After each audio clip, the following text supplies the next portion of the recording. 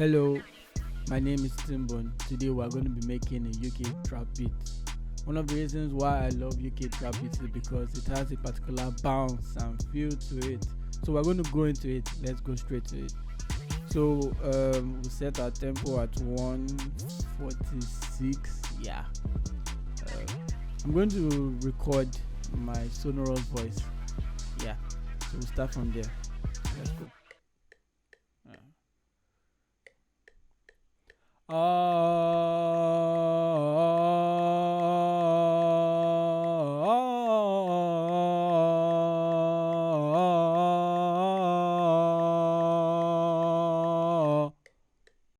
So now I'm going to add some effects to it just to spice it up a little bit.